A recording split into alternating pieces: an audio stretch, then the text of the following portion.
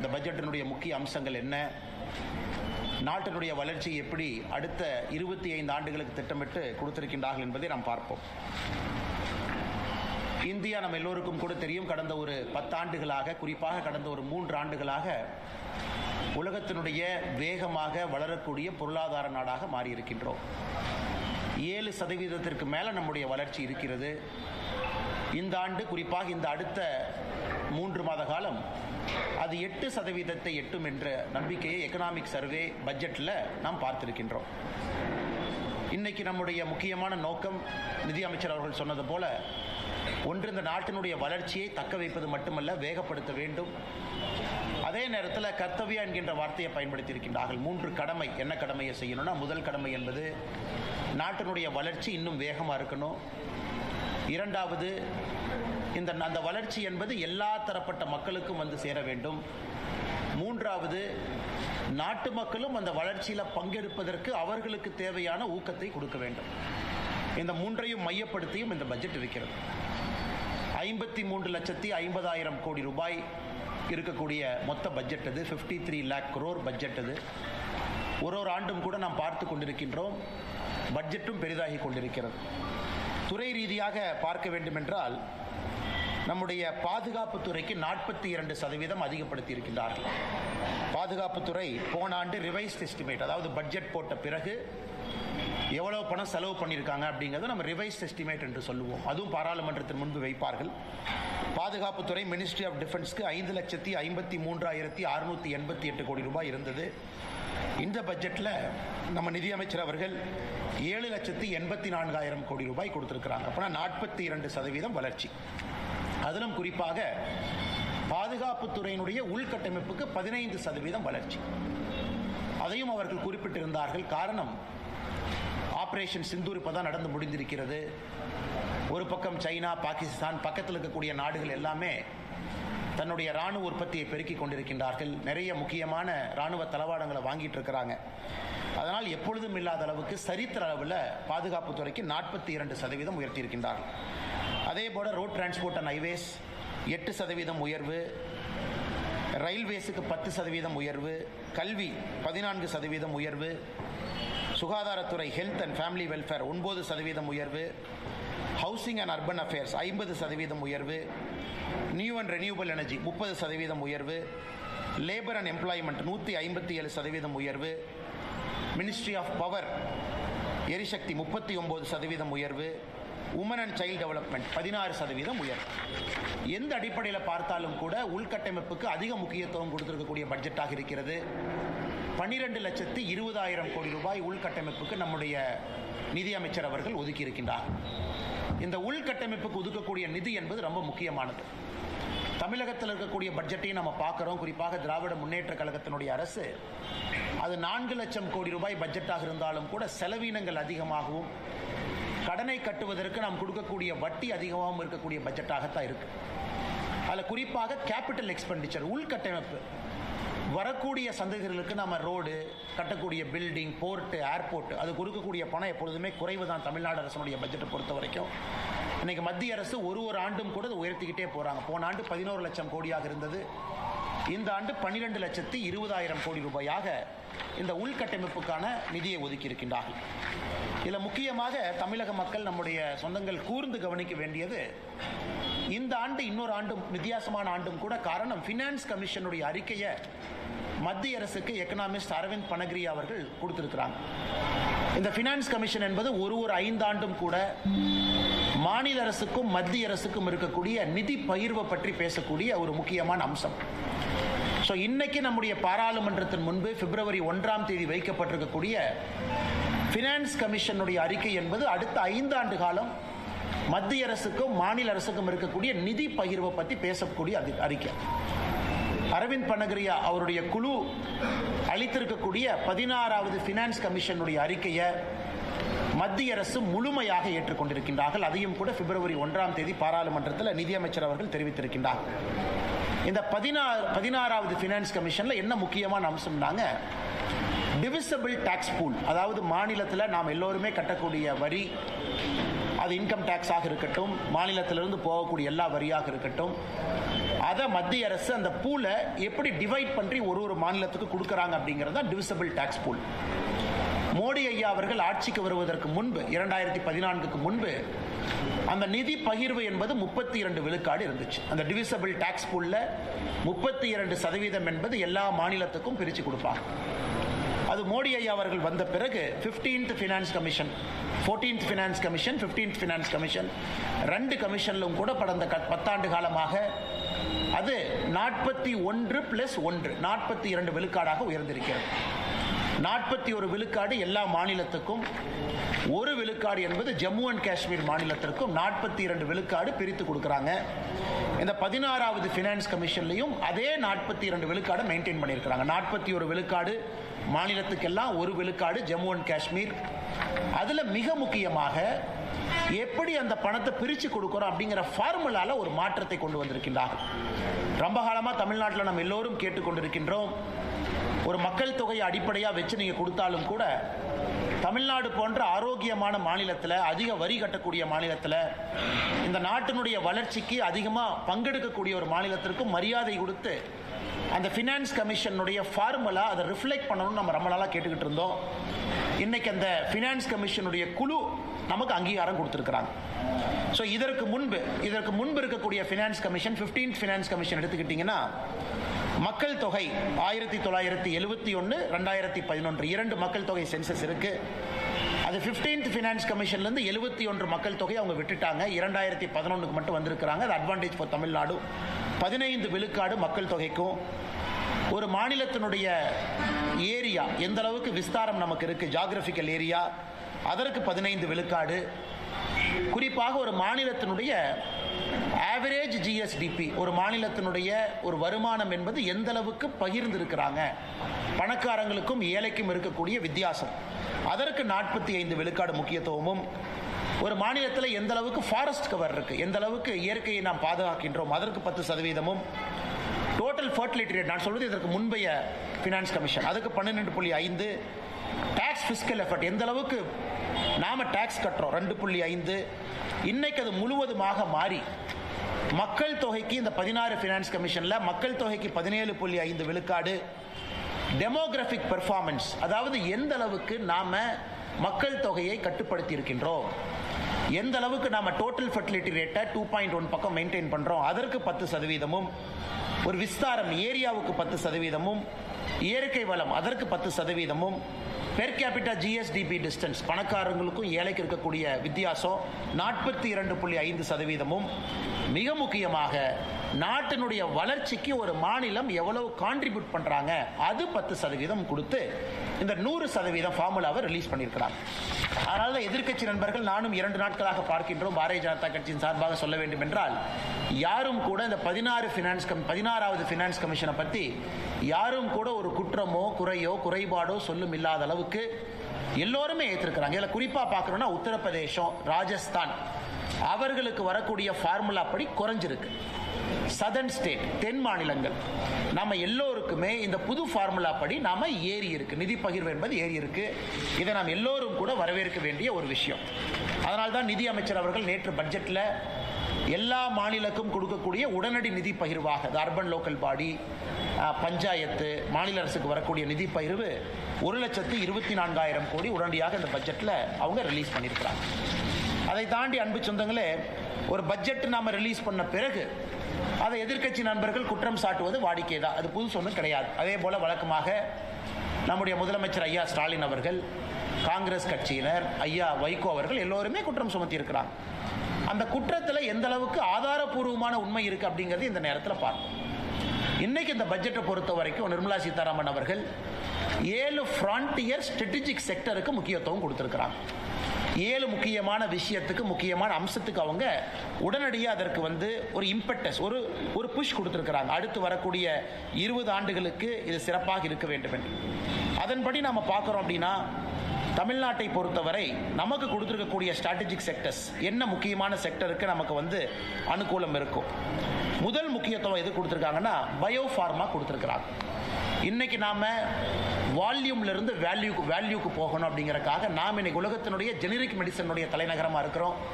இன்னைக்கு bio pharma சக்தி அப்படிங்கிற ப்ரோக்ராம்ல 10,000 கோடி ரூபாய் ஒதுக்கி இந்தியாவில் இருக்கக்கூடிய ஹைதராபாத், சென்னை போன்ற எல்லாமே இன்னைக்கு யாருக்கிட்ட எல்லாம் நாம மருந்து துறையில முன்னணியில் இருக்கிறோமோ இதை பயன்படுத்தி பயோ ஃபார்மா சக்தியை பயன்படுத்தி நாம் இன்னைக்கு மேனுஃபேக்சரிங் ஹப்பை உருவாக்குவதற்கான முயற்சி எடுத்திருக்கிறாங்க.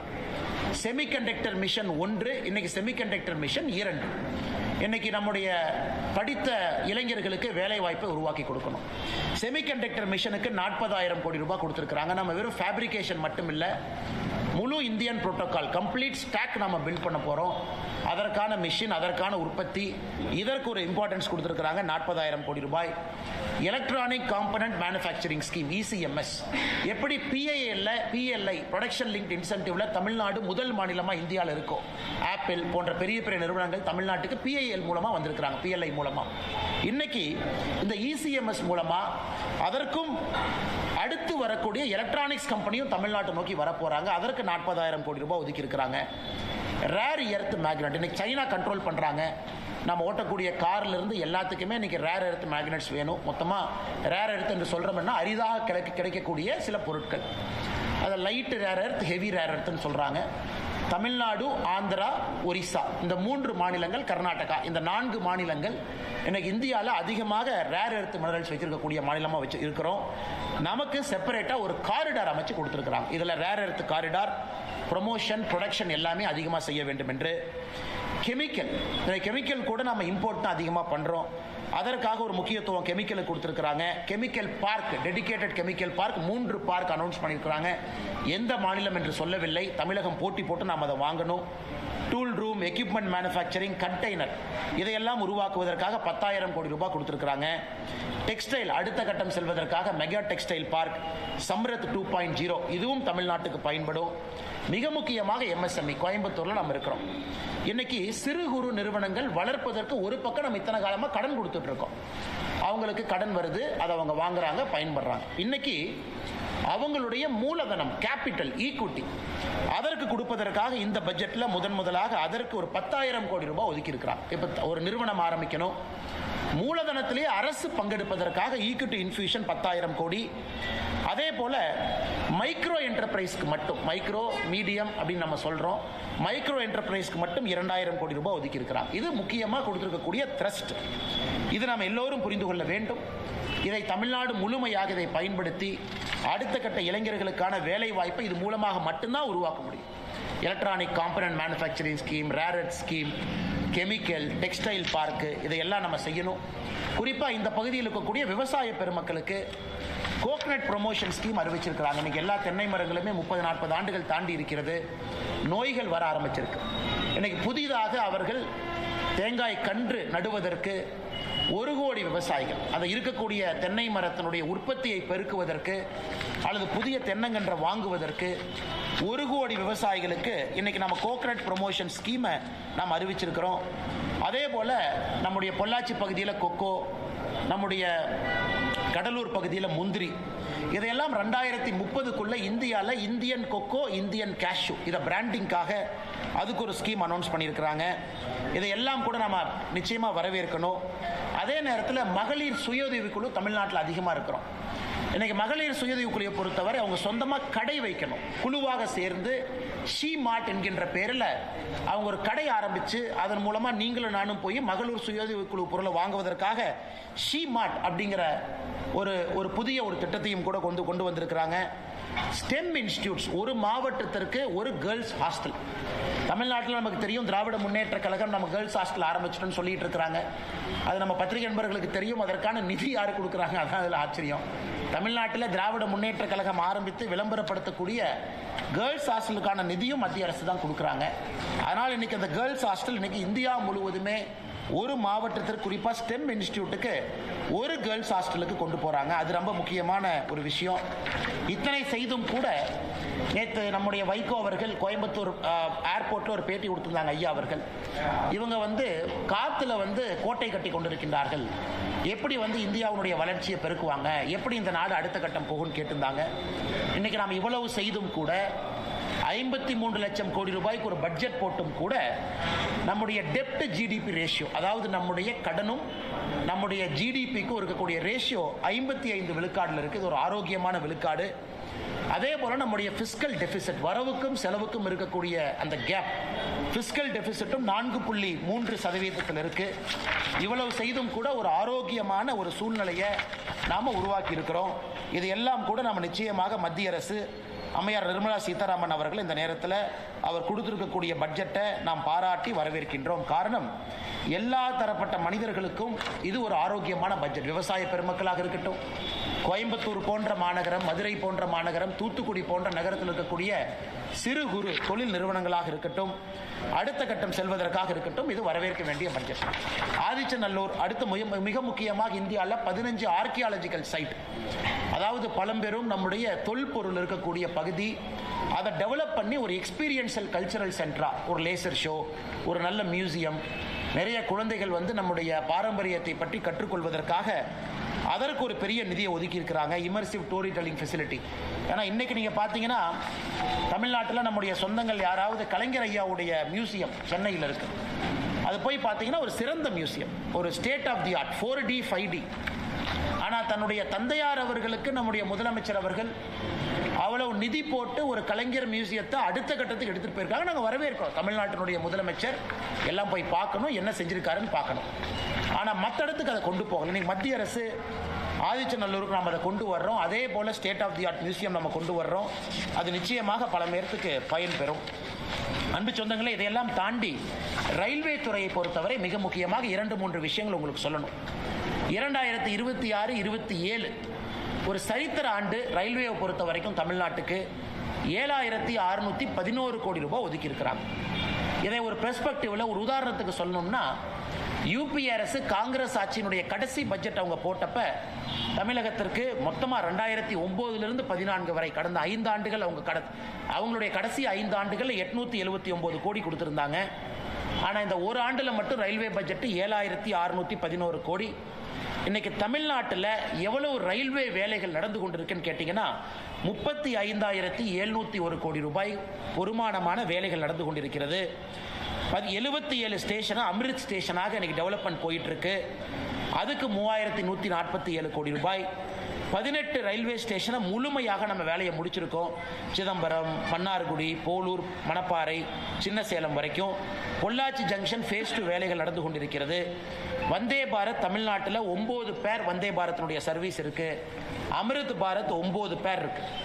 இன்னைக்கு அடுத்த கட்டம் ரயில்வே எடுத்துட்டு போயிருக்கிறாங்க. 16 லட்சம் கோடி ரூபாய் ஒதுக்கி இருக்கிறாங்க. ஹை ஸ்பீட் ரயில் நெட்வொர்க் 16 லட்சம் கோடி. இன்னைக்கு நாம வேறு யூரோப்பிய நாடுகளுக்கெல்லாம் போறோம். அதிகமா மக்கள் வந்து மிக வேகமாக ரயில்வே சேவையில போறாங்க.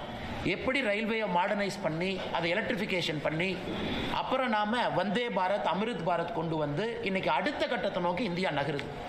16 லட்சம் கோடி ரூபாய் இந்தியா முழுவதும் ஒதுக்கி அதில் குறிப்பாக 2 லைன் நமக்கு ஹைஸ்பீட் நெட்வொர்க் கிடைக்குது. சென்னை டு பெங்களூர் ஒரு லைன், சென்னை டு ஹைதராபாத் ஒரு லைன். சென்னை பெங்களூர் இந்த ஹைஸ்பீட் நெட்வொர்க் வந்த பிறகு 1 மணி நேரம் 13 நிமிஷத்தில் சென்னையிலிருந்து பெங்களூருக்கு நம்மால் இந்த ட்ரெயினில் போக முடியும். ஸ்பீடு கிட்டத்தட்ட 300 கிலோமீட்டர் தாண்டி 320 கிலோமீட்டர் தாண்டி பெர் ஹவர் இந்த ஸ்பீடு இருக்கும். அதே போல சென்னை ஹைதராபாத் அதுவும் ஒரு முக்கியமான ஒரு தடம். 3 மணி நேரத்திற்கு கீழே சென்னை ஹைதராபாத் அந்த ரயில் சேவை ரயில்வே ஸ்பீட் நெட்வொர்க் அதை கொண்டு வர்றாங்க. இது நம்ம நிச்சயமா வரவேற்கணும். நிறைய இளைஞர்கள் மிக வேகமாக ஒரு தலைநகரிலிருந்து இன்னொரு தலைநகரத்துக்கு போயிட்டு வருவதற்கான ஒரு சாத்தியக்கூறுகள் இருக்கு. மொத்தமாக இதற்கு மட்டுமே ஒதுக்கி இருக்கக்கூடிய பணம் என்பது 16 லட்சம் கோடி ரூபாய். இது அடுத்து வரக்கூடிய பல ஆண்டுகளில் இந்த திட்டம் நடக்கும். இன்னொரு மகிழ்ச்சியான செய்தி, நேற்று இரவு 11 மணிக்கு நம்முடைய பிரதமர் திரு நரேந்திர மோடி ஐயா அவர்கள் ஒரு நல்ல ஒரு செய்தியை நாட்டு மக்களுக்கு கொடுத்திருக்கிறாங்க. குறிப்பாக நம்முடைய கொங்கு பகுதிக்கு நல்ல செய்தி.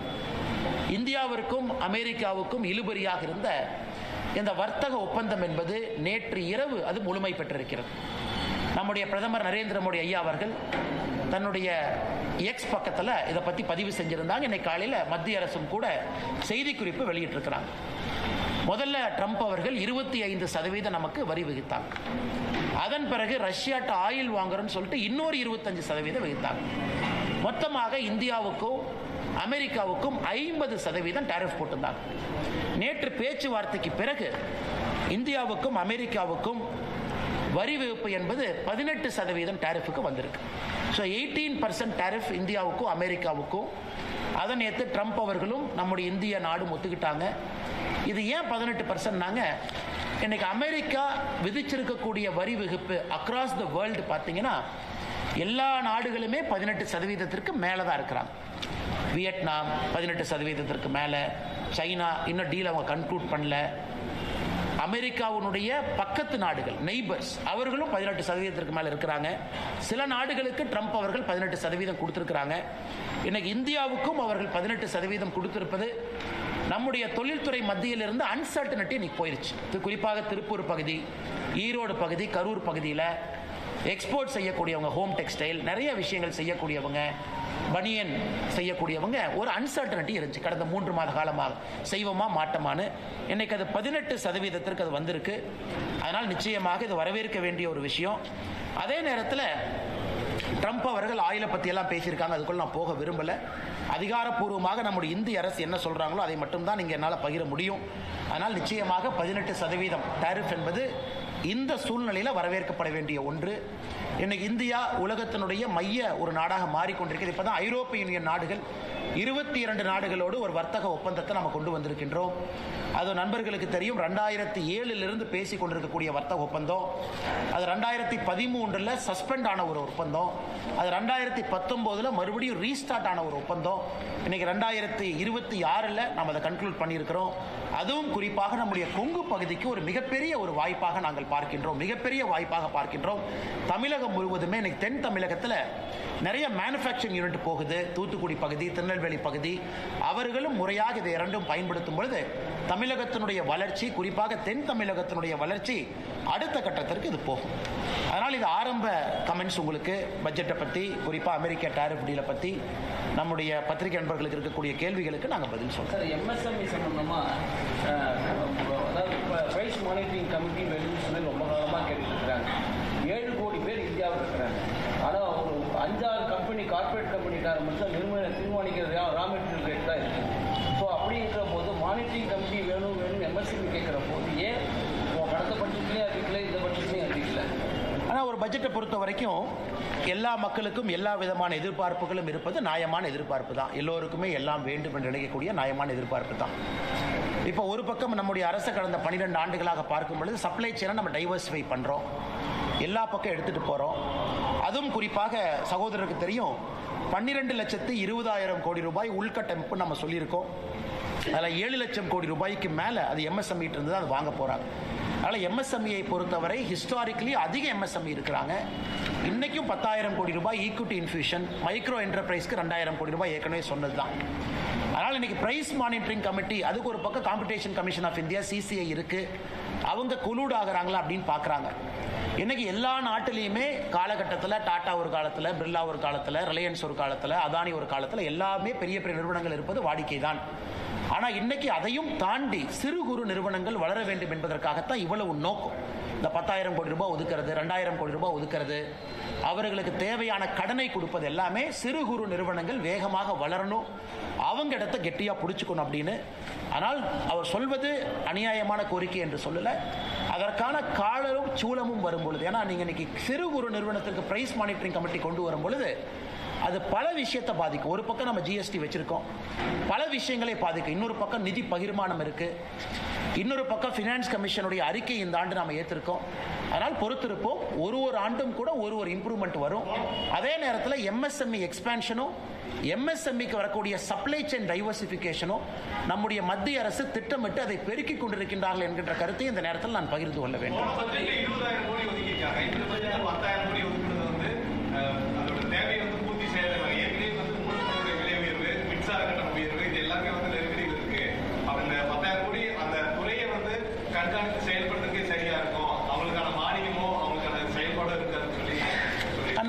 நம்ம எம்எஸ்எம்இக்கு கொடுக்கக்கூடிய கடன் என்பது எந்த விதத்திலும் கூட அது குறையல, அது வழக்கம் போல அது வந்துகிட்டே தான் இருக்கு.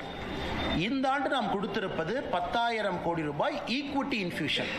அதாவது நான் ஒரு கம்பெனி ஆரம்பிக்கிறேன், 100% என்னுடைய காசை போட்டு நான் ஆரம்பிக்கிறேன், அல்லது என்னால் பணம் போட முடியலன்னா நான் 40% டெப்டா வாங்குறேன், பேங்க்ல போய் கடன் வாங்குறேன்.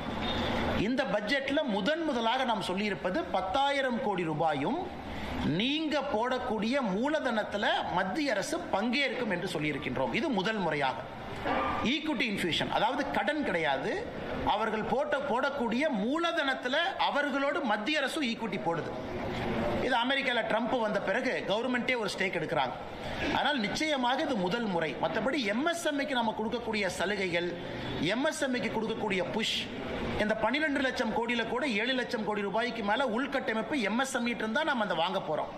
அது எப்பொழுதுமே எம்எஸ்எம்இயின் பக்கம் அரசு இருக்கு, அதில் எந்த மாற்று கருத்தும் இல்லை. அதே நேரத்தில் எலக்ட்ரிக் பில் போயிருச்சு. ஒரு பக்கம் மத்திய பிரதேசில் எம்எஸ்எம்இ இருக்கும் பொழுது ஒரு யூனிட் ₹1 கொடுக்குறாங்க. ஆனால் தமிழகத்தில் திராவிட முன்னேற்ற கழகத்தினுடைய ஆட்சியில் ஒரு யூனிட் எவ்வளோன்னு உங்களுக்கும் தெரியும். ₹5, ₹6, ₹7 போயிட்டே இருக்கு. ஆனால் மாநில அரசும் குற்றம் சுமத்துவதை விட நாங்கள் என்ன செஞ்சிருக்கிறோம் அப்படின்னு மாநில அரசு யோசிக்கணும். நம்ம ஊர்ல எம்எஸ்எம்இ தலைநகராக தமிழ்நாடு இருந்துகிட்டு இருக்கணும்னா மாநில அரசு என்ன முக்கியத்துவம் கொடுத்திருக்கோம். ஆனால் நிச்சயமாக எம்எஸ்எம்இயை பொறுத்தவரை அடுத்த கட்டம் எடுத்து செல்வதற்கான பட்ஜெட்டாக மட்டும்தான் இந்த பட்ஜெட் அமைஞ்சிருக்கு. குறிப்பாக எம்எஸ்எம்இ நண்பர்களுக்கு இன்னொன்று நம்ம சொல்லிக்கொள்ள விரும்புகிறோம். இந்தியா ஐரோப்பிய யூனியன் டீல் அது எம்எஸ்எம்இக்கு பெனிஃபிட் ஆகும். இந்தியா அமெரிக்கா டீல் எம்எஸ்எம்இக்கு பெனிஃபிட் ஆகும். நாம் வந்த பிறகு மத்திய நாடுகளோடு, குறிப்பாக மிடில் ஈஸ்ட் கண்ட்ரீஸோடு நம்ம டீல் போட்டிருக்கோம். கொரியா, ஜப்பானோடு நம்ம எக்கனாமிக் கோஆபரேஷன் அக்ரிமெண்ட் கொண்டு வந்திருக்கோம். கனடாவோடு கொண்டு வந்திருக்கிறோம். இது எல்லாமே இங்க இருக்கக்கூடிய எம்எஸ்எம்இ அடுத்த கட்டம் செல்லும் பொழுது மட்டும்தான் அவங்களுக்கு பயன் கிடைக்கும். அதற்கான முயற்சியும் நம்முடைய அரசு எடுத்துக்கொண்டிருக்கிறது.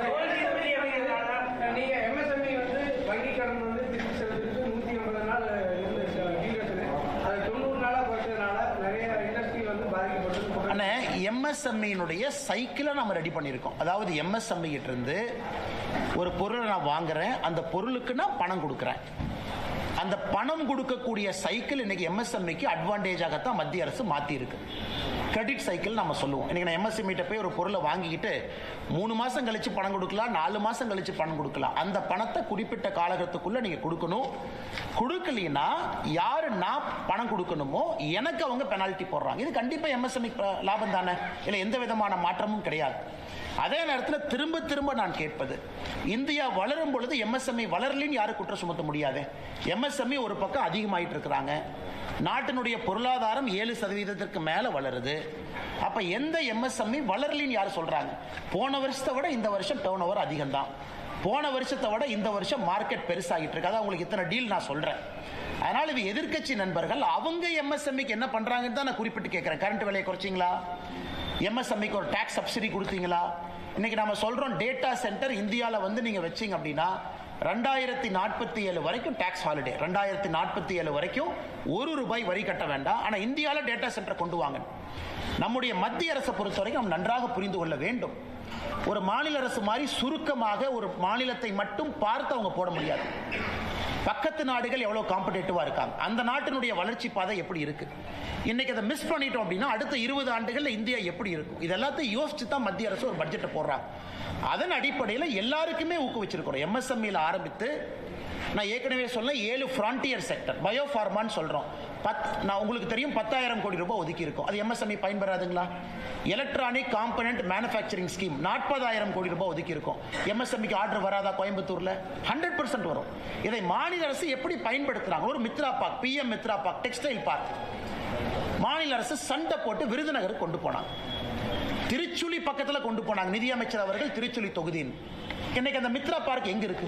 நானே உங்க மாநில அரசின் மீது ஒரு குற்றம் சுமத்துறேன். அது ஆபரேஷனலைஸ் பண்ணிட்டீங்களா? 25,000 பேத்துக்கு அந்த வேலை வாய்ப்பை உருவாக்கி இருக்கணும். விருதுநகர் பக்கத்துல பண்ணிட்டீங்களா? இல்ல. போட்டி போட்டு எடுத்துட்டு போறீங்க. அடிக்கல் நாட்டுக்கே 1 வருஷம் எடுத்துக்கிறீங்க. இவ்வளவு காலம் தாழ்ந்த ஒரு விஷயத்தை நீங்க செஞ்சீங்கன்னா இன்னைக்கு 3 கொடுக்குறாங்க. கெமிக்கல் ஃபெசிலிட்டி 3 ஹப் கொடுக்குறாங்க. அதையும் பிளக் அண்ட் பிளே மாடல் போட்டி போட்டு தான் வாங்கணும். எப்படி பிஎம் மித்ரா பார்க்க போட்டி போட்டு மத்திய அரசு கிட்ட சேலஞ்ச் மாடல்ல வாங்கணுமோ, இன்னைக்கு இந்த 3 கெமிக்கல் ஹப்பை கொடுக்குறாங்க. அதையும் போட்டி போட்டு வாங்கணும். அதற்கெல்லாம் இந்த மாநில அரசு தயாரா இருக்கிறாங்களா? இவ்வளவு பணம் வருது. இதையெல்லாம் முழுமையாக தமிழ்நாட்டினுடைய வளர்ச்சிக்கு பயன்படுத்துறாங்களா அப்படிங்கிற குற்றச்சாட்டையும் இந்த நேரத்தில் வைக்க வேண்டிய கடமையும் கட்டாயமும் எங்களுக்கு இருக்கு. அடுத்து உங்கள்கிட்ட வரேன். மின்சார சம்பந்தமா சொன்னீங்க சார், ₹1 பார்த்த மாநிலத்தில் கரண்ட் போடுறாங்க. அவங்க இன்னும் தொழிலில் வளர்ச்சி அடையல. நம்ம தமிழ்நாடு வளர்ச்சி அடைஞ்சிட்டு இருக்கு. அப்படிங்கிறப்ப அந்த டிஃபரன்சியேஷன் நீங்க எப்படி? அண்ணா, நீங்க தமிழ்நாட்டினுடைய பட்ஜெட் 4 லட்சம் கோடி ரூபாய்க்கு போடக்கூடிய பட்ஜெட்டை பாருங்க. நான் நண்பர்கிட்ட கேட்கக்கூடிய ஒரே ஒரு கேள்வி, உள்கட்டமைப்புக்கு தமிழ்நாடு அரசு எவ்வளவு கொடுத்திருக்கிறாங்க சதவீதம் அடிப்படையில்? இன்னைக்கு நாம 53 லட்சம் கோடி பட்ஜெட்ல 12 லட்சம் கோடி உள்கட்டமைப்பு கொடுத்திருக்கோம். ஆல்மோஸ்ட் இன்னைக்கு நாம 25% தாண்டி போயிட்டு இருக்கோம். நல்லா யோசிச்சு பாருங்க, 25% தாண்டி உள்கட்டமைப்பு மட்டுமே அந்த பணத்தை போடுறோம். ஆமா, இந்திய அரசும் கடன் வாங்கி இருக்கு, இந்திய அரசும் வட்டி கட்டணும், அதையும் செஞ்சாகணும். பென்ஷன் கொடுக்கணும், அதையும் செஞ்சாகணும். ஒரு டிபார்ட்மெண்ட்டுக்கும் பணம் கொடுக்கணும், அதையும் செய்யணும். இன்னைக்கு தமிழ்நாடு அரசை பொறுத்தவரை இன்னைக்கு தமிழ்நாடு அரசு போடக்கூடிய பட்ஜெட் உள்கட்டமைப்பு கிடையாது. கடன் வாங்கி 10 லட்சம் கோடி வாங்கியாச்சு. ஒரு ஆண்டும் கட்ட வேண்டிய தொகை அதிகம், கட்ட வேண்டிய வட்டி அதிகம். ஏன்னா தமிழ்நாடு பட்ஜெட்டை பத்தி நான் பேசல, இதை தமிழ்நாடு பட்ஜெட் போட்ட பிறகு நம்ம பிரஸ் மீட்ல தெளிவா பேசுவாங்கண்ணா. அப்ப எந்த விதமான கரண்ட் சப்சிடி கொடுக்கலாமே, ஏன் கொடுக்க மாட்டாங்க? அவ்வளவு சப்சிடி கொடுக்கக்கூடிய தமிழ்நாடு அரசு தொழில்துறை வளரும், அதன் மூலமா 4 பேருக்கு வேலை கிடைக்கும், கொடுக்கலாமே, ஏன் கொடுக்க மாட்டாங்க? மத்திய அரசு, மத்திய பிரதேஷ், உத்தரப்பிரதேச பத்தி நம்ம பேசுறோம். அவங்க ₹1 கொடுக்குறாங்க, கரெக்ட். இங்கிருந்து எத்தனை பேர் போறாங்க? எத்தனை பேர் இங்கிருந்து புதுசா எக்ஸ்பான்ஷன் அங்க போறாங்க? எத்தனை பேர் தமிழ்நாட்டில இருந்து குஜராத்துக்கு போய் செமிகண்டக்டர் யூனிட் போட்டிருக்காங்க? அதையெல்லாம் ஏன் இங்க பண்ணல? அதே போல இவர்கள் நடத்துவது வெறும் காட்சி பொருள் மட்டும்தான். 4 பேர் உட்கார்ந்துக்கிறாங்க, வந்தாங்கிறாங்க. 3 நாள் கழிச்சு அதே கம்பெனி இன்னைக்கு ஆந்திராக்கு போகுது. விசாகப்பட்டினம் உலகத்தினுடைய டேட்டா சென்டரா மாறிட்டு இருக்கு. ஏன் அது சென்னை மாறி இருக்கக்கூடாது? கூகுள் ஏன் விசாகப்பட்டினம் போச்சு? ஏன் அது சென்னையில் இருக்கக்கூடாது?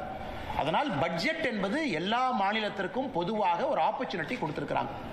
அதுவும் இன்னைக்கு பினான்ஸ் கமிஷனை பத்தி முதலமைச்சர் ஒரு பாராட்டுனாவது கொடுத்திருக்கணும்ல. 16வது பினான்ஸ் கமிஷன். இன்னைக்கு இவ்வளவு விஷயங்கள் நாங்கள் கேட்டோம். நானும் கேட்டேன், நீங்களும் கேட்டீங்க, போன வருஷம் முதலமைச்சரும் கேட்டார். அதாவது நல்லா பெர்ஃபார்ம் பண்ணக்கூடிய மாநிலத்துக்கு மரியாதை கொடுங்க, கொடுத்திருக்கிறாங்க. உத்தரப்பிரதேசனுடைய நிதி பகிர்வு குறைச்சிருக்கிறாங்க, ராஜஸ்தானுடைய நிதி பகிர்வு குறைச்சிருக்கிறாங்க. அதை பாராட்டி ஒரு அறிக்கை வந்துச்சா? இல்ல. மத்திய அரசு எல்லாருக்கும் பொதுப்படையா இருக்கிறாங்க. அடுத்த 5 ஆண்டு காலம் நிதி பகிர்வு 2026 இருந்து 31 வரைக்கும் பாருங்க, சதர்ன் ஸ்டேட்ஸுக்கு இம்ப்ரூவ் பண்ணிருக்காங்க. 10% 10% கான்ட்ரிபியூஷன் டு ஜிடிபி கொடுத்திருக்காங்க. எதுவுமே இல்லை, வெறும் குற்றம் மட்டுமே. காலையிலிருந்து இரவு வரை குற்றம் மட்டுமே சுமத்திக்கிட்டு இருந்தா எப்படி?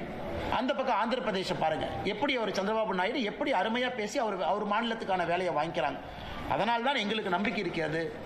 2026 ஏப்ரலுக்கு பிறகு வரக்கூடிய தேசிய ஜனநாயக கூட்டணி நம்முடைய அரசு அடுத்த 5 ஆண்டு காலம் மத்திய அரசினுடைய பலனை முழுமையாக பயன்படுத்தி தமிழ்நாடு அடுத்த கட்டம் வளர்ச்சி பாதையில் எடுத்து செல்வார்கள் என்கின்ற முழு நம்பிக்கை நமக்கு இருக்கு. எப்படியும் தோல்வி உறுதி அப்படிங்கிற நடந்த பட்ஜெட்ல வந்து தமிழ்நாடு கொடுக்கணும் சொல்லி சிஎம் அண்ணா, இன்னைக்கு முதலமைச்சர் அவர்கள் ஒரு விஷயத்தை புரிஞ்சுக்கணும். நான் இவ்வளவு சொன்னதெல்லாம் தமிழ்நாட்டுக்கு இல்லையாங்கண்ணா? இவ்வளவு சொன்னேன் தமிழ்நாட்டுக்கு இல்லையா? 16 லட்சம் கோடி ட்ரெயின் நெட்வொர்க் இந்தியா முழுவதும் 2 லைன். எந்த மாநிலத்துக்கு 2 லைன் கொடுத்துருக்காங்கன்னு பாருங்கண்ணா. 2 லைன் கொடுத்துருக்கோம், முக்கியமா 2 லைன். இவ்வளவு பணங்கள் நான் சொல்லிக்கிட்டே வர்றேன். ஃப்ரான்டியர் செக்டர் இவ்வளவு பணம் கொடுத்துருக்கோம். இவ்வளவு கொடுத்த பிறகும் கூட தமிழ்நாட்டை வஞ்சிக்கிறாங்கன்னு முதலமைச்சர் சொன்னாங்கன்னா ஒரு அரசியல் மட்டும்தானே செய்யறாங்க. ஆனால் இன்னைக்கு முதலமைச்சர் அவர்கள் கடைசி ஒரு 60 நாட்கள் அவங்க ஆட்சியில் இருக்கிறாங்க. என்ன வேணாலும் சொல்லட்டும், மக்கள் பார்க்கிறாங்க. மக்கள் இந்திய நாட்டினுடைய வளர்ச்சியும் அதுல தமிழகம் அந்த அளவுக்கு வளர்ந்திருக்கா அப்படின்னு அவங்க பார்க்கறாங்க. இன்னைக்கு ஒரு பக்கம் டிஆர்பி ராஜா அவர்கள் சொல்றாங்க, எங்களுடைய போட்டி மற்ற மாநிலங்கள் கிடையாது, ஐரோப்பிய நாடுகளோடு போட்டி போடுறோங்கிறார். தமிழ்நாடு மாநிலம் நாங்கள் ஐரோப்பிய நாடு தான் எங்கள் போட்டி. வரவேற்க வேண்டிய விஷயம், அந்த அம்பிஷன் இருக்கட்டும். ஆனால் ஐரோப்பிய நாடுகளோடு போட்டி போடுறவங்க ஸ்டாட்டிஸ்டிக்ஸை கொடுங்க. எந்த ஐரோப்பிய நாடுக்கு பக்கத்தில், அதாவது வளர்ந்த ஐரோப்பிய நாடுக்கு பக்கத்தில் வந்திருக்கிறீங்க? எந்த அளவுக்கு அடுத்த கட்ட வேலை வாய்ப்பை உருவாக்கி இருக்கிறீங்க? எதுவுமே இல்லை. இன்னைக்கு சும்மா பேச்சுக்காக அவர்கள் பேசிக் கொண்டிருக்கின்றார்கள். மக்கள் 2 பக்கத்தையும் பார்க்கறாங்க, நம்ம பட்ஜெட்டையும் பார்க்கறாங்க. எனக்கு இன்கம் டாக்ஸ் இதற்கு முன்பு மிகப்பெரிய சலுகை நம்ம கொடுத்திருக்கோம். 12 லட்சம் ரூபாய் வரைக்கும் யாருக்கு வருமானம் இருக்கோ அவர்களுக்கு நாம 0 டாக்ஸ் பண்ணியிருக்கோம். அதனாலதான் இந்த பட்ஜெட்ல இன்கம் டாக்ஸ் நம்ம கை வைக்கல. ஏன்னா ஒரு பட்ஜெட்லும் இன்கம் டாக்ஸ் ஸ்லாப் மாறும். அதே ஒரு பேசும் பொருள். ஒரு அரை மணி நேரம் இன்கம் டாக்ஸ் பத்தி பேசுவோம். இந்த வருஷம் இன்கம் டாக்ஸ் ஏன் பேசும் பொருள் இல்லை என்றால், மத்திய அரசு இதற்கு முன்பு இன்கம் டாக்ஸ் ரீஜெக்ட் பண்ணியிருக்கிறாங்க. புதிய இன்கம் டாக்ஸ் ஆக்ட், இன்னும் எளிமையான ஆக்ட் 1 ஏப்ரல் 2026 இருந்து நடைமுறைக்கு வருது. இது எல்லாம் கூட ஆரோக்கியமான விஷயம். அதை நான் பேசல, ஏன்னாங்கன்னா இந்த பட்ஜெட்ல அது இல்லை, இதற்கு முன்பே நாம் அதை செஞ்சிட்டோம். ஆனா முதலமைச்சர் அவர்கள் எதை பத்தியும் பேசாம தமிழ்நாட்டிற்கு வரி பகிர்வு அதிகம் அதுவும் பேசல. வெறும் ஒரே ஒரு ஸ்டேட்மெண்ட் கொடுக்குறாங்க, சென்னை சென்னை சென்னை, தமிழ்நாடு தமிழ்நாடுன்னு பேர் எங்கேயுமே இல்லை அந்த பட்ஜெட்ல, அதனால வஞ்சிச்சிருக்காங்க. அப்படிங்கறத எப்படி ஏற்றுக்கொள்ள முடியும்? 5 மாநில எலெக்ஷனுக்கு போறாங்க. வெஸ்ட் பெங்கால் போறாங்க. வெஸ்ட் பெங்கால்ங்கிற வார்த்தை எவ்வளவு பயன்படுத்தி இருக்கிறோம்னா, ஒரு டிரான்ஸ்போர்ட் காரிடார் ஒன்று இருக்கு, ஒரு ஹை ஸ்பீட் நெட்வொர்க் சிலிகுரியிலிருந்து வாரணாசி இருக்கு. இப்ப அசாம் போகுது. எத்தனை முறை அசாமை பயன்படுத்தி இருக்கிறோம்? இதுக்கு பாண்டிச்சேரி போது பயன்படுத்தி இருக்கிறோமா, கேரளா போது பயன்படுத்தி இருக்கிறோமா, எல்லா மாநிலத்திற்கும் நல்ல ஒரு பட்ஜெட்டை கொடுத்திருக்கிறோம். தமிழ்நாடு முழுமையாக இதை பயன்படுத்திக் கொள்ள வேண்டும் என்கின்ற வேண்டுகோளை மாநில அரசுக்கு வைக்கின்றோம். அண்ணா இறந்து பல ஆண்டுகள் ஆனாலும் அண்ணா தான் இன்றைக்கு வரைக்கும் அண்ணாவின் ஆட்சி தான் தமிழகத்தில் நடந்துட்டு சொல்லி முதலமைச்சர் சொல்லியிருக்காரு. அண்ணா பேரறிஞர் அண்ணா அவர்கள் மிக முக்கியமான தலைவர். 1967 ஆட்சிக்கு கிடைத்தது 2 ஆண்டுகளாக இருந்தாலும் கூட ஒரு கொள்கை பிடிப்பான தலைவர், அதில் எந்த மாற்று கருத்து இல்லை. அவர் திராவிட கழகத்திலிருந்து டிஎம்கே எவ்வளோ பேலன்ஸ் பண்ணி போனார். ஒரு கடவுள் மறுப்பு கொள்கையிலிருந்து ஒன்றே குலம் ஒருவனே தேவன் என்கின்ற அடிப்படையில் எல்லோரையும் அரவணைத்து போன ஒரு மனிதர். ஆனால் இன்னைக்கு அண்ணாவுடைய ஆட்சிக்கும் டிஎம்கே ஆட்சிக்கு என்னங்க அண்ணா சம்பந்தம் தெரியாமல் நான் கேட்குறேன். அண்ணாவுடைய குடும்பம் எங்க இருக்கிறாங்க யாருக்குமே தெரியாது. அண்ணாவுடைய பேர குழந்தைகள் எங்க இருக்கிறாங்க யாருக்குமே தெரியாது. இன்னைக்கு அதே அண்ணா ஆட்சியை நாங்க பின்பற்றோம்னா இது எப்படி இருக்குனாங்கன்னா, அந்த மாடு மேல காக்கா உட்காரும், நல்ல பசுமாட்டு மேல காக்கா உட்காரும். இந்த பசுமாட்டு மேல இருக்கக்கூடிய உனி எல்லாம் அந்த காக்கா கொத்தி கொத்தி சாப்பிடும். அந்த மாதிரி அண்ணா என்கின்ற நல்ல பசுமாடு மேல உட்கார்ந்து இருக்கக்கூடிய காக்காவாகத்தான் இன்னைக்கு டிஎம்கே ஆட்சி இருக்கு. மக்களை பிடுங்கி சாப்பிடக்கூடிய ஆட்சியாக. அண்ணாவுடைய குடும்பம் எந்த அரசியல் பக்கமே வரல. இவருடைய தந்தையார், அதன் பிறகு இவருடைய மகன், இன்னைக்கு இவருடைய பேரை எல்லாமே அண்ணாவுடைய வழியை நாங்க பின்பற்றோம்னு சொன்னா எப்படி ஏத்துக்க முடியும்? யார் ஏத்துக்குவாங்க? அண்ணா இதுல கரப்ஷன் இருந்துச்சு 65 இருந்து 67 இல்ல, இன்னைக்கு கரப்ஷன் இருக்கு. அண்ணா அவர்கள் காலத்துல இவ்வளவு மக்கள் ஒரு சித்தாந்தத்தையே வெறுக்கக்கூடிய அளவுல இன்னைக்கு எப்படி ஆச்சுனாங்கன்னா, டிஎம்கே மேல இருக்கக்கூடிய வெறுப்பு திராவிட சித்தாந்த வெறுப்பாக மாறி இருக்கிறது. நல்ல அரசியலை கூர்ந்து கவனிச்சு அப்படின்னா, எனக்கு திராவிட முன்னேற்ற கழக ஆட்சியின் மீது இருக்கக்கூடிய வெறுப்பு திராவிட சித்தாந்தத்தின் மீது இருக்கக்கூடிய வெறுப்பாக இது மாறி இருக்கிறது. அதெல்லாம் இந்த எலெக்ஷன்ல தெரியுங்கன்னா, ஓட்டில் நீங்க பார்க்கும்போது தெரியும். எந்த சம்பந்தம் இல்லை, சும்மா பிறந்த நாள் அன்னைக்கு உங்க அண்ணாவை நினைச்சுக்கலாம், பேரறிஞர் அண்ணாவுக்கு மாலை போடலாம், ஒரு 4 நல்ல விஷயத்த சொல்லலாம். ஒரு டிஎம்கே மினிஸ்டரை கூப்பிட்டு ரூமை சாத்திட்டு கையில் ஒரு பேப்பரை கொடுத்து அண்ணாவை பத்தி 10 லைன் எழுதுனா யாருக்கு எழுத தெரியாது. நீங்க ரூமை சாத்திட்டு ஒரு டிஎம்கே மினிஸ்டர் உள்ள உட்கார வச்சுட்டு பேப்பர் பேனாவை கொடுத்து அண்ணாவை பத்தி 10 எழுதுங்க அப்படின்னு. அந்த 10ல எத்தனை நீங்க ஃபாலோ பண்றீங்க? இன்னைக்கு வேணா பரிச்சை வச்சு பாருங்க, யாருக்குமே தெரியாது. ஆனா அண்ணா அண்ணா அண்ணான்னு பிறந்த நாள் அன்னைக்கு, அவருடைய இறந்த நாள் அன்னைக்கு பேசுவது மட்டுமே வாடிக்கையா வச்சிருக்கிறாங்க. ஆனா எத்தனை துரோகிகள் இருந்தாலும், எத்தனை துரோகி கட்சிகளை கூட்டிட்டு வந்தாலும் பாஜகவுக்கு தமிழ்நாட்டில் கெட்ட விட்டுதான் அப்படின்னு யாருக்குண்ணா? அண்ணா இன்னைக்கு முதலமைச்சர் அவர்கள் கொஞ்சம் எலெக்ஷன் டேட்டாவை கரெக்டா பாக்குறாருன்னா, இந்த லோக்சபா எலெக்ஷன் 2024 என்பது அவருக்கு ஒரு அறிகுறி தான். அவங்க ஜெயிச்சிருக்கலாம், ஏன்னா இந்த ஃபர்ஸ்ட் பாஸ்ட் போஸ்ட் மாடல்ல ஜெயிச்சிருக்கலாம். அது 50%, 53% இருந்த வாக்கு அன்னைக்கு அது 46, 47 வந்துருச்சு. இன்னைக்கு ஒரு இணக்கம் இல்லாத ஒரு கூட்டணி, முதலமைச்சர் அப்படியே டெல்லிக்கு யாரோ தூதுவர் அனுப்புறாரு. அவங்களுக்குள்ள என்ன டீலோ எனக்கு தெரியல. ராகுல் காந்தி அவங்களுக்கும் ஸ்டாலின் அவங்களுக்கும் ஏதோ அஸ்ஸாமில் தேர்தல் நடக்குதுங்கிறாங்க, காங்கிரஸ் ஃபண்ட் இல்லைங்கிறாங்க, அதை பற்றி நான் போக விரும்பலைங்கன்னா, ஒரு ஆட்சி டிஎம்கே இருக்கு, யாருக்கு ஃபண்டு கொடுக்குறாங்க அதெல்லாம் அதை பற்றி நான் பேச விரும்பலைங்கன்னா ஏதோ ஒரு டீலை போட்டுக்கிட்டாங்க. அதனால இது உடஞ்சு போன கண்ணாடியை ஒரு பசை வச்சு ஒட்டிக்கிட்டாங்க. அந்த பசை வச்சு ஒட்டின கண்ணாடி தூக்கிட்டு சுத்திட்டு இருக்காங்க. அந்த கண்ணாடியில் முகம் பார்த்தா எப்படிங்கன்னா இருக்கும். அதனால கனிமொழி அவர்கள் சிறப்பா இருக்கு. ஒரு காங்கிரஸினுடைய மாநில தலைவர் எப்படின்னா, ஒரு கட்சியிலிருந்து ஒருத்தரை சஸ்பெண்ட் பண்ண முடியாத அளவுக்கு ஒரு காங்கிரஸினுடைய தமிழகத்தினுடைய மாநில தலைவர் சுத்திட்டு இருக்காரு. ஏங்க உங்க கட்சிக்கு எதிராக ஒருத்தர் பண்ணாரு, உங்க கட்சிக்கு எதிராக திரு விஜய் அவர்களை போய் சந்திச்சு ஆக்ஷன் எடுத்தீங்களா? டெல்லிக்கு எழுதிட்டேன். இதுதான் தமிழ்நாட்டுக்கு வேண்டாம். ஒரு சஸ்பெண்ட் பண்றது கூட டெல்லிக்கு போகணுமா? ஒரு சஸ்பெண்ட் பண்றது கூட அது மல்லிகார்ஜுன கார்கே அவங்க பார்க்கணுமா? அப்படி இருக்கக்கூடிய காங்கிரஸ் கட்சியை தான் நாங்க அடிமை கட்சின்னு சொல்றோம். எதுக்கு அடிமை கட்சினா, ஒரு கட்சியில் இருக்கக்கூடிய ஒரு தொண்டனை கூட சஸ்பெண்ட் பண்ண முடியல, அதுக்கும் டெல்லிக்கு போகணும். என்ன கூட்டணி வச்சிருக்காங்க? எப்படி அந்த கூட்டணி விளங்கும்? எப்படி அந்த கூட்டணி ஜெயிக்கும்? எப்படி அந்த கூட்டணிக்கு மக்கள் ஓட்டு போட போறாங்க? ஆனால் நிச்சயமாக அவங்க என்ன வேணாலும் சொல்லட்டும், கெட் அவுட்னு சொல்லட்டும், கெட்டுன்னு சொல்லட்டும், இந்த முறை தேசிய ஜனநாயக கூட்டணி கெட்டுன்னு தான். அதுல எந்த மாற்று கருத்தும் இல்லை.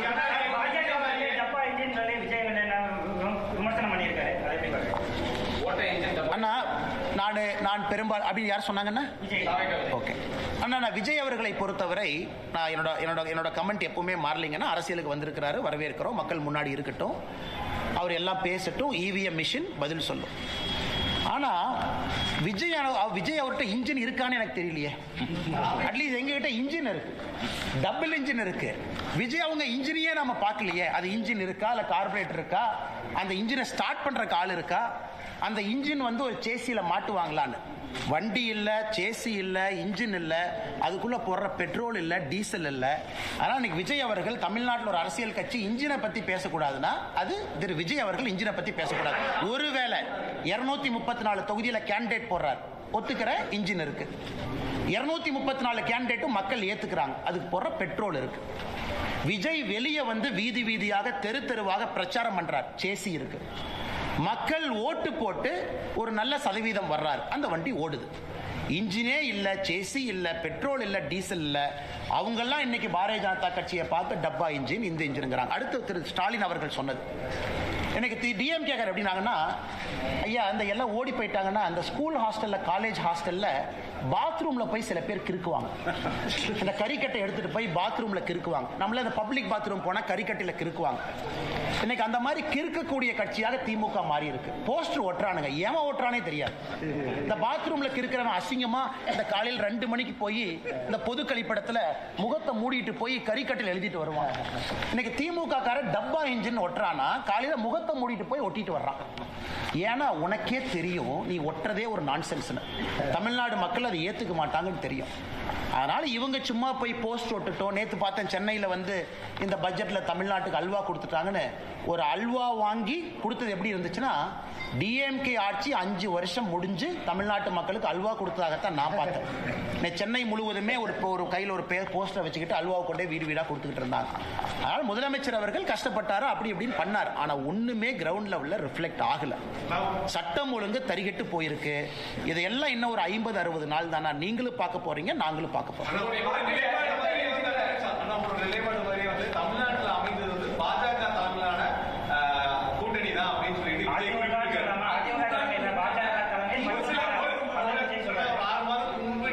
பேரே சொல்லாம சொல்லிட்டு தேசிய தலைமையிலான கூட்டணி தான். அதே வந்து விஜய் வந்து சொல்லியிருக்காரு அப்படிங்கிற போது அந்த அமைப்பு தான் இருக்கா தமிழ்நாட்டில். அண்ணா ஒரு விஷயத்தை புரிஞ்சுக்கணுங்கண்ணே, நாங்கள் எல்லாமே ஒரு கட்சியினுடைய தொண்டர்கள். விருப்பு வெறுப்பு இருந்தாலும் கூட எங்களுடைய தலைவர்கள் முடிவு செய்த பிறகு நாங்கள்லாம் களத்தில் பாடுபடுறோம்.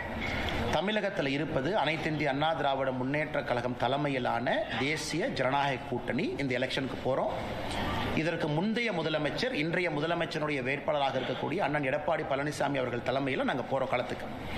இதை நம்முடைய தலைவர்கள் எல்லாம் முடிவு பண்ணிட்டாங்க.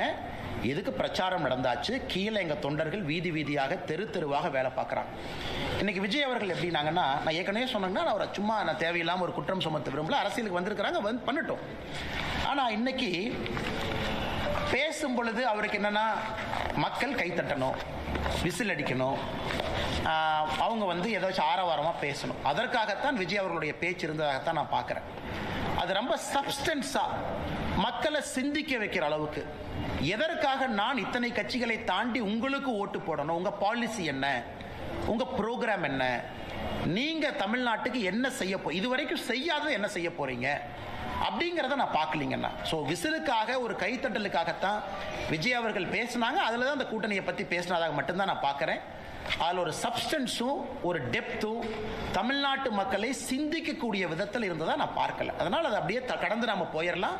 எல்லோருக்குமே தெரியும், 4 பேர் 4 சொல்லத்தான் செய்வாங்க. அதை பற்றி எங்களுக்கு கவலை இல்லை. சமமான கல்வி, பாஸ்மார்க் எதிர்ப்பு, இந்த தேர்தல் அதில் முக்கியத்துவம் வருமா பாஜகவோட தேர்தல் இருக்குல்ல? அண்ணா இன்னைக்கு எங்களுடைய முன்னாள் மாநில தலைவர், முன்னாள் ஆளுநர் அக்கா தமிழிசை அவர்கள் தமிழ்நாடு முழுவதுமே இன்னைக்கு சுற்றுப்பயணம் செய்ய இருக்கிறாங்க. அந்த குழுவோடு மக்களுடைய எண்ணங்களை பிரதிபலிக்கக்கூடிய வகையில் வண்டிகள் இன்னைக்கு எல்லா மாவட்டத்துக்கு போயிருக்கு. அதில் மக்கள் இன்னைக்கு அந்த பெட்டியில் போட போகிறாங்க என்ன வேணும். நாங்கள் உறுதியாக இருக்கின்றோம், ஒரு ஆரோக்கியமான தமிழ்நாட்டை எடுத்துகிட்டு போகணும். அதே நேரத்தில் இன்னைக்கு அனைத்து இந்திய அண்ணா திராவிட முன்னேற்ற கழகம் அவங்க ஒரு தேர்தல் அறிக்கையை கொண்டு வர போகிறாங்க. பாரதிய ஜனதா கட்சியினுடைய தேர்தல் அறிக்கை. இது சம்பந்தப்பட்ட தலைவர்கள் கலந்து பேசி அதை வெளியே கொண்டு வரணும். அது என்னுடைய இலாக்கா இல்லை, என்னுடைய சப்ஜெக்ட் இல்லை. நான் இன்னைக்கு பேசுறது பட்ஜெட்டை பற்றிங்கன்னா, அந்த இலாக்கா அந்த சப்ஜெக்ட் பேசுறதுக்கு நயினார் அண்ணன் இருக்கிறாங்க, தமிழிசை அக்கா இருக்கிறாங்க. அதனால் அவர்கள் பதில் சொல்வார்கள். இது எப்படிப்பட்ட, எனக்கு ஒரு தனிப்பட்ட முறையில் ஒரு கனவு இருக்கு. கட்சியின் அடிப்படையில் ஒரு தனிப்பட்ட மனிதனுடைய கனவெல்லாம் கட்சியினுடைய அறிக்கையில் வருவதற்கான சாத்தியக்கூறுகள் இருக்காது. அது இருப்பதற்கான வாய்ப்பும் இல்லை நடைமுறை அரசியல்ல. அதனால் 2026 தேர்தல் அறிக்கையை பொறுத்தவரை ஒரு கட்சி அலையன்ஸை லீட் பண்றாங்க. மற்ற கட்சிகள் தேர்தல் அறிக்கையை தயாரிக்கும் பொழுது பிரச்சனை இல்லாத அளவுக்கு அந்த அறிக்கை இருக்கணும். அதெல்லாம் பக்குவப்பட்ட தலைவர்கள் இருக்கிறாங்க. அதை அவர்கள் முறையாக கொண்டு வருவாங்க. அந்த சம்பந்தப்பட்ட தலைவர்கள்ட்ட நீங்கள் அந்த கேள்வியை கேட்குமாறு அன்போடு கேட்டுக்கொள்ளுங்கள். வாய்ப்பை கேட்கறேன். ஒரு வாய்ப்பு லோக்சபால ராகுல் காந்தி ஒரு பெரிய ஸ்டேட்மெண்ட் சினிமா பேசினாரு. நரேந்திர மோடி ஒரு பிஎம், அவர் எஸ்கேப் ஆயிட்டாரு, அமித்ஷா எஸ்கேப் ஆயிட்டாங்க. சைனா பத்தி எழுதாத புஸ்தகம் பத்தி ஒரு ஸ்டேட்மெண்ட் கொடுத்தாங்க. ஆனால் நேற்று நம்முடைய மாண்புமிகு எதிர்க்கட்சி தலைவர் ஐயா ராகுல் காந்தி அவர்கள் பாராளுமன்றத்தில் ஒரு சர்ச்சைக்குரிய பேச்சிருக்கிறாங்க. என்ன பேசியிருக்காங்கன்னா, நம்முடைய இதற்கு முன்பு ஆர்மியினுடைய சீஃபாக இருந்த ஜெனரல் நாரான்வே அவர்கள் ஒரு புத்தகத்தில் எழுதியிருந்தாங்க, 2020 சைனாவுடைய இன்ஃபென்ட்ரி பிரிகேட் அவங்க மூவ் பண்ணி லடாக் நோக்கி வரும் பொழுது நான் இவங்களுக்கு ஃபோன் பண்ணேன், அவங்களுக்கு ஃபோன் பண்ணேன். ஸோ ராகுல் காந்தி அவர்கள் பாராளுமன்றத்தில் ஒரு எதிர்க்கட்சி தலைவராக பேசும் பொழுது ஜெனரல் நரான்வே அதை பற்றி சொல்லியிருக்கணும், ஒரு புத்தகம் இருந்திருக்கணும். அதற்கு அமித்ஷாஜி அவர்கள், நம்முடைய உள்துறை அமைச்சர் அவர்கள் பாராளுமன்றத்திலே பதில் கொடுத்தாங்க, அந்த மாதிரி புத்தகமே இல்லை, அந்த மாதிரி அவங்க எழுதவே இல்லை, அந்த மாதிரி நரான்வே எங்கேயும் சொல்லவே இல்லை. இது ஏதோ ஒரு மேகசின்ல யாரோ எழுதுனதை எப்படி எதிர்க்கட்சி தலைவர் ஒரு புத்தகம் நீங்க பேசலாம்? அதே ஒரு குற்றம் பாராளுமன்றத்தில். Because misguiding the parliament of India, misguiding the people of our country. ஆனால் ராகுல் காந்தி அவர்கள் பாராளுமன்றத்தில் நேற்று பேசியது பச்சை பொய், அது எல்லாருக்குமே தெரியும். அது அன்சப்ஸ்டான்ஷியேட்டட் அன்வெரிஃபைடு அலிகேஷன். அதை நாராயண்வே அவர்கள் சொல்லியிருந்தால் பதில் நாங்கள் சொல்றோம். இல்லை ஜெனரல் அவங்க பப்ளிஷ் பண்ணியிருக்கக்கூடிய புக்கில் அது இடம் பெற்றிருந்தால் அதற்கான பதிலை நம்முடைய அரசு கொடுப்பதற்கு கடமைப்பட்டிருக்கிறோம், கொடுக்கிறோம். ஆனால் 1008 மேகசின்ல 10,000 பேர் எழுதுவாங்க. ஒரு மேகசின்ல வர்ற ஒரு கருத்தையும் நம்ம பதில் சொல்லிட்டு இருந்தா பாராளுமன்றத்தில் இது மட்டும்தான் நம்ம செய்யணும். ஆனால் மாண்புமிகு எதிர்க்கட்சி தலைவர் அவர்கள் நேற்றே பாராளுமன்றத்தில் நம்முடைய கட்சியை சார்ந்த மூத்த தலைவர்கள் அதற்கு பதிலடி கொடுத்தாங்க. நாட்டு மக்கள் முன்பு உண்மையும் வச்சிருக்கோம். இன்னைக்கு இவ்வளவு பேர் நாம் இருக்கோம். ராகுல் காந்தி அவர்கள் சொன்னது உண்மையா இருந்தா இன்னாரும் அந்த புக்கை நீங்க போட்டிருப்பீங்க, இன்னாரும் அந்த மேஜரை போய் நீங்க இன்டர்வியூ பண்ணிருப்பீங்க, இன்னாரும் அந்த மேஜர் ஜெனரல் இன்னாரும் நீங்க இவ்வளவு விஷயம் சொல்லியிருப்பீங்க. எதுவுமே இல்லை, ஒரு பச்சை பொய்ய பாராளுமன்றத்தில் சொல்றாங்க.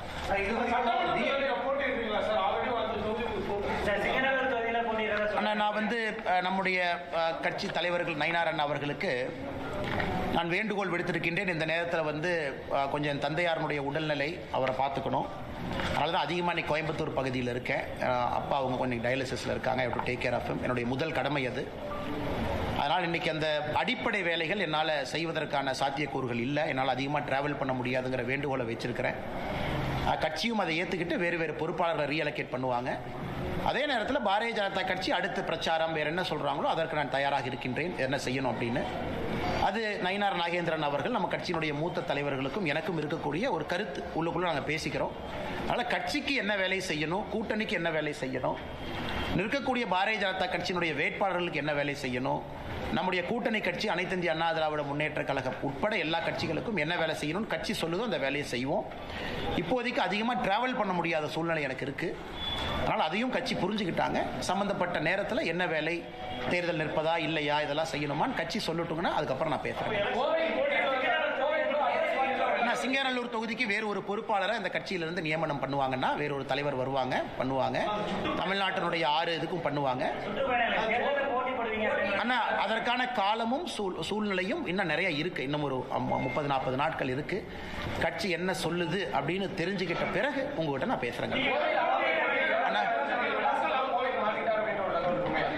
அண்ணா 2024 பாராளுமன்றத்தில் இங்க நான் நின்றுருக்கேன். அப்போ கோவை மக்களுக்கு பதில் சொல்ல நான் கடமைப்பட்டிருக்கிறேன். மக்கள் வீட்டுக்கு ஒரு பெட்டிஷனோடு வந்தால் இங்கே நான் அவைலபிளாக இருக்கணும். அவங்க இல்லை நீங்கள் அங்கே வாங்க இங்கே வாங்கன்னு சொல்லக்கூடாது. அதற்கு ஒரு வீடு இருக்கணும். 2010 என்னுடைய மாமனாருடைய வீடு இங்கிருந்து அடுத்த தெருவில் இருக்குது, அங்கே தங்கிட்டு இருக்கேன். இன்றைக்கி நான் சொந்தமாக ஒரு வாடகை வீட்டில் தங்குறேன். மக்கள் பார்ப்பதற்கு ஒரு இடம் வேண்டும். அதனால் விலாசம் அது எங்கே இருக்கிறேன், சென்னையில் இருக்கேன், சென்னையும் போயிட்டுருக்கேன், கட்சியினுடைய பணி. இன்றைக்கி அதிகமாக இந்த பகுதியில் இருக்கேன். காரணம் தந்தையாருடைய உடல்நிலை காரணமாக. அதனால் தேர்தலில் அடுத்து என்ன பண்ணுவீங்க, எங்கே நிற்பீங்க, இதை பண்ணுவீங்களா, அதை பண்ணுவீங்களா, டெல்லி போவீங்களா, இதை பண்ணுவீங்களா, எதுவுமே எனக்கு தெரியாது. கட்சி என்ன சொல்லுதோ அந்த நேரத்தில் உங்கள்கிட்ட நான் பேசுகிறேன்.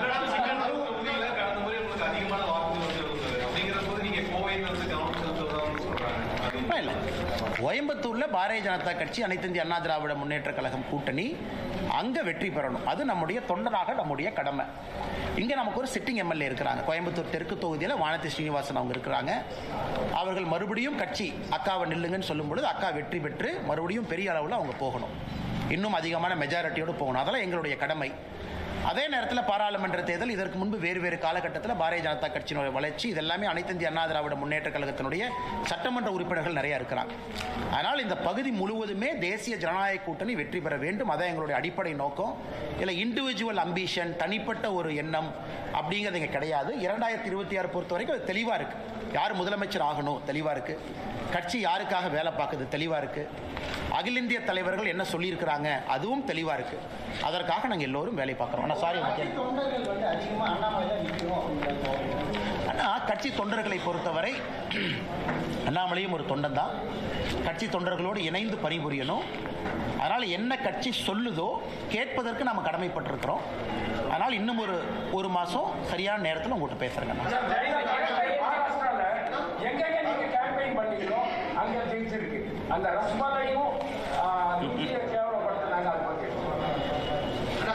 நான் பேசுபவர்கள் பேசுவாங்கன்னா அரசியலை பொறுத்த வரைக்கும் நான் சில இடத்துல பதில் சொல்வதை விட மௌனம் காட்பது சரி அப்படிங்கிற முடிவுக்கு வந்துட்டேன். குறிப்பாக அந்த மகாராஷ்டிராவுக்கு முன்பே இருந்து பேசுகிறவங்க பேசத்தான் செய்வாங்க. அதனால் நம்ம திரும்ப நான் இப்போ கூட ஐஐடி மும்பை ஒரு ஃபெஸ்ட்டு கூப்பிட்டுருக்காங்க. 2-3 கமிட்மெண்ட்ஸ் இருக்குங்கன்னா, இது அப்பாவோட உடல்நிலைக்காக இந்த மாதம் கொஞ்சம் குறைச்சிருக்கேன். நான் மும்பைக்கு விரைவில் போகத்தான் போகிறேன். அது அரசியல் கட்சிகள் பேசுகிறாங்க, அதை தாண்டி அவங்களும் போயிடுவாங்கன்னு நான் நம்புகிறேன். அவங்களும் அந்த ஹீட்டட் ஆர்கியூமெண்ட்டாக அந்த சூட்டோடு சூட்டாக பேசியிருப்பதாக நான் பார்க்கின்றேன்.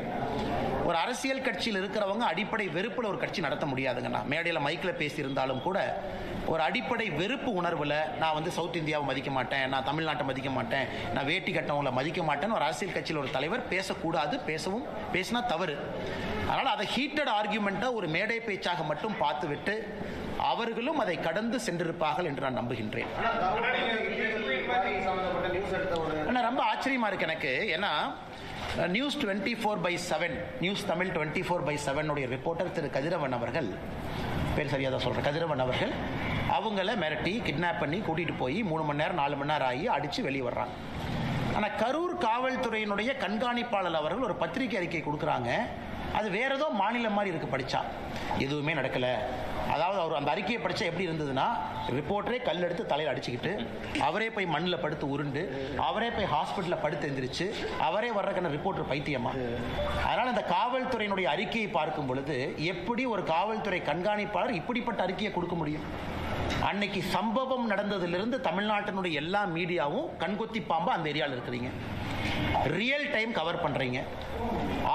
பல ஆடியோவை ரிலீஸ் பண்றீங்க. குவாரிக்கு போறீங்க. ஹாஸ்பிட்டல்ல இருக்கீங்க. இவ்வளவு நடந்தும் கூட ஒரு காவல்துறை கண்காணிப்பாளர் எதுவுமே நடக்காத அளவுக்கு எதுவுமே நடக்கல, பச்சை பொய்னு. பச்சை பொய்யா இருந்தா இங்க மேல கேஸ் போடுங்க ஐயா. நாங்களாம் பேசணும்ல, ஆதரவா பேசணும்ல, எங்க மேல கேஸ் போடுங்க. கோர்ட்டுக்கு எல்லாம் டாக்குமெண்ட் கொண்டு வாங்க பார்க்கலாம். அதனால் இன்னைக்கும் திராவிட முன்னேற்ற கழகத்தை பொறுத்தவரை ஒரு எம்எல்ஏவை காப்பாற்றணும். அந்த எம்எல்ஏ தொடர்ந்து சர்ச்சையில், ஒரு சர்ச்சையிலிருந்து ஒரு சர்ச்சை, அதிலிருந்து அடுத்தது. கல்குவாரி யார் பேர்ல இருக்கு, அதை யார் டாமினேட் பண்றாங்க எல்லாத்துக்குமே தெரியும். தமிழ்நாடு முழுவதும் இல்லீகல் மைனிங்கை பத்தி தெரியும். அதனால் எல்லாத்தையுமே இன்னைக்கு ஒரு முழு பூசணிக்காயை மறைச்சி வச்சுக்கிட்டு காவல்துறை அறிக்கையின் மீது அறிக்கை கொடுப்பது வேடிக்கையா இருக்கு. ஆனா எல்லா நண்பர்களுக்கும் நன்றிங்கண்ணா. அப்படின்னா செய்தித்துறை அமைச்சர் அந்த துறையில் இருப்பதற்கே லாயக்கில்லை நாம சொல்லணும். ஆனா நீங்க அமைச்சரா இருக்கிறதே தெரியலன்னா கிளம்புங்கன்னு சொல்லணும். ஒரு செய்தித்துறை அமைச்சர் இவ்வளவு மீடியால வருது, அவங்ககிட்ட ஒரு மானிட்டரிங் கமிட்டி இருக்கும். எல்லா செய்தித்துறை அமைச்சர் ஆஃபீஸில் உங்கள் டிவி எல்லாம் பார்க்குறக்கு ஆள் இருப்பாங்க. அண்ணா ஃப்ளாஷ் நியூஸ் போடுறாங்கன்னு அமைச்சர்கிட்ட சொல்லுவாங்க.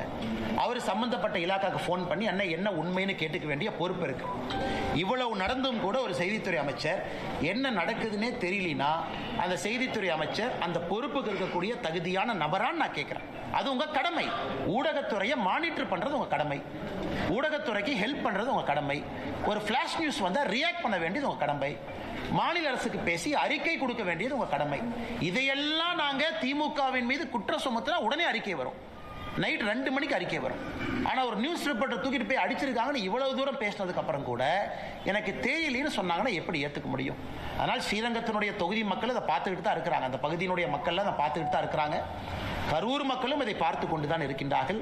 காவல்துறையினுடைய அட்டூழியம், 41 பேர் இறந்ததிலிருந்து காவல்துறையினுடைய செயல் நடவடிக்கை எல்லாத்தையும் பார்த்துட்டு இருக்கிறாங்க. 2026 தேர்தல் அதற்கு பதில் சொல்லும்.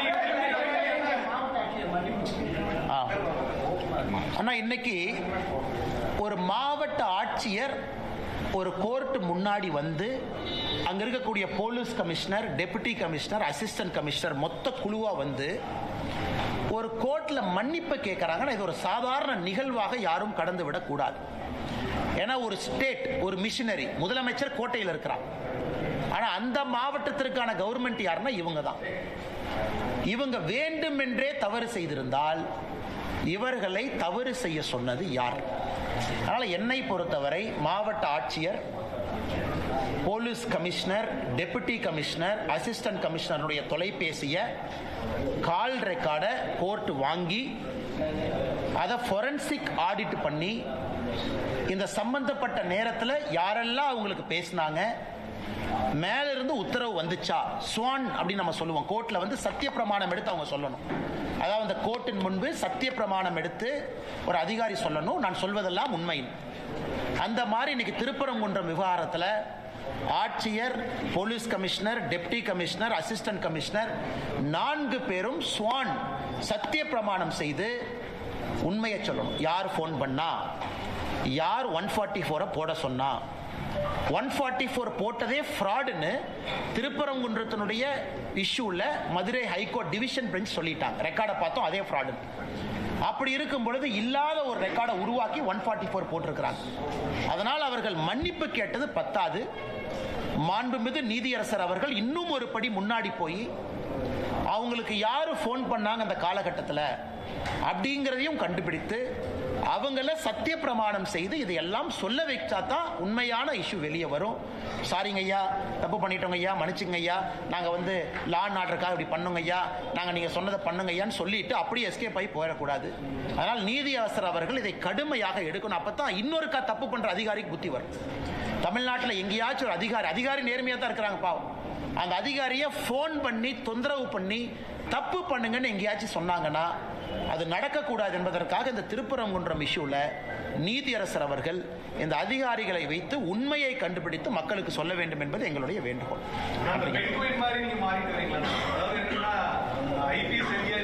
அரசியல் கட்சியில வந்து அதிகபட்சமே வந்து மக்கள் முன்னாடி போட்டிட்டு வெற்றி பெற்று மக்களுக்கு சேவை செய்யறதா. ஆனா வந்து கட்சி என்ன சொல்லுதோ நான் செய்யறேன். அதே சமயம் வந்து அரசியல்ங்கிறது நீங்க முன்னாடியே பல இடத்துல சொல்லியிருக்கீங்க, நான் ஐபிஎஸ்ஆவே இருந்திருக்கலாம் அப்படிங்கிற மாதிரி அப்படின்னு சொல்லிட்டு அப்படிலாம் நான் எங்கேயும் சொல்லிங்கன்னா நான் கேட்டதுக்காக நான் சொல்றேன். இப்போ ஏன் எல்லாம் பெண்குயின் பேசுறீங்க அப்படின்னா, அந்த ஒரு பெண்குயின் அது தனியாக அதனுடைய பாதையை தேர்ந்தெடுத்து அந்த பெண்குயின் தனியாக போனதுனால இன்னைக்கு எல்லாருமே திடீர்னு அந்த ஒத்த பெண்குயினை பார்க்குறாங்க. ஆனால் அது வந்து 2017 வந்து அந்த டாக்குமெண்ட்ரி 8 வருஷமா அந்த பெண்குயின் எல்லாம் மறந்துட்டாங்க. இன்னைக்கு எல்லாரும் அந்த பெண்குயின், அந்த ஒத்த பெண்குயின் எங்கேயான்னு எல்லாம் கேட்குறாங்க. ஆனால் சில நேரத்தில் அந்த ஒத்த பெண்குயினாக இருப்பதும் தவறில்லை என்று தான் நினைக்கிறேன்.